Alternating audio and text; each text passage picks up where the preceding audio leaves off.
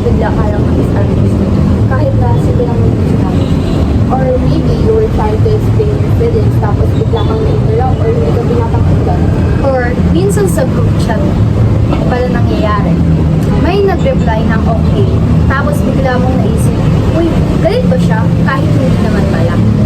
If you've experienced any of those situations, then chances are naka-experience mo ng communication barriers.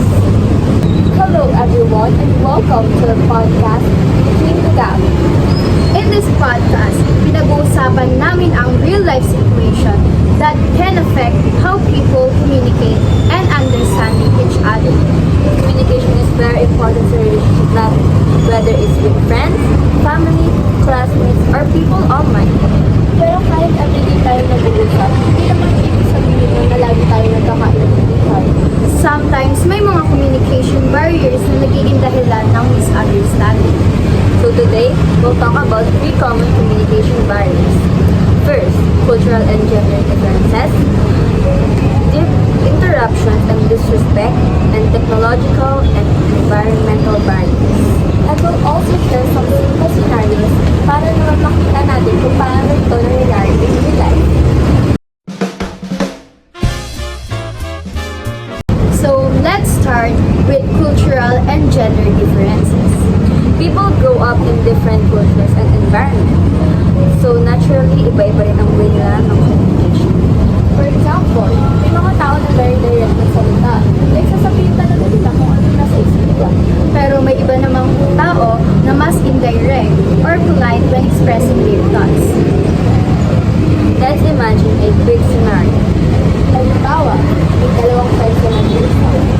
Friends A say, honestly, I don't think kung maganda yung presentation naman.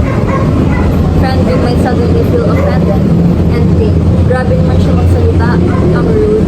Pero for friend A, they were just being honest and giving feedback. So, sometimes the problem is the message itself, but the difference in communication style. Gender differences can also influence communication. For example, imagine someone sharing number.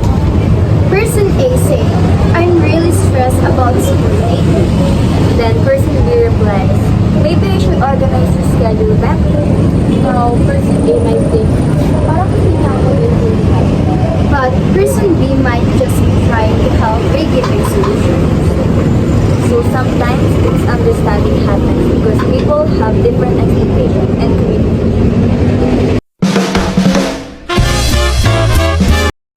The next communication issue that we will be talking about is interruption and disrespect. This is actually common, especially in group conversation. Let's do another quick scenario. Imagine you're telling a story to your friends. You say, so yesterday, may nangyari sa school. Ay, oo. Naalala ko yung nangyari sa akin. Like, the conversation suddenly changed and you never got to finish your story. That situation might seem small, but it can make someone feel ignored or unimportant. Communication should be a two-way process. It's not just about talking, it's also about listening. When people keep interrupting others, it can create frustrations in conversation. And eventually, the person might stop sharing their thoughts because they feel like no one is really listening. That's why active listening is very important. Active listening means focusing on the speaker, letting them finish, and responding respectfully. Sometimes, simply giving someone your full attention can really improve communication a lot.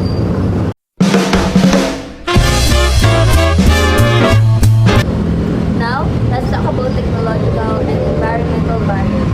Sa generation natin, a lot of communication happens online. Through chat, social media, or voice calls and video calls.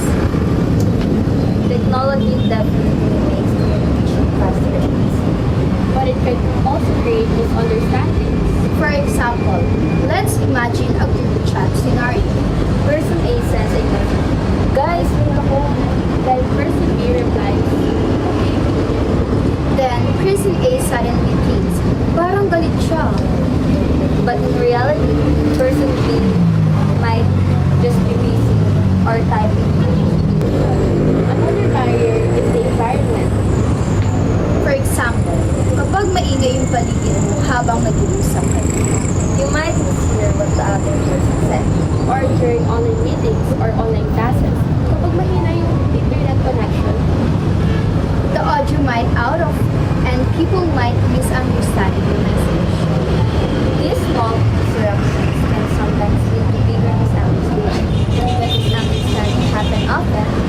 can also affect relationships. But the good thing is, you can improve communication by practicing empathy, respect, patience, spending your time with us. Until our next episode, keep communicating, keep understanding, and keep bridging the gap.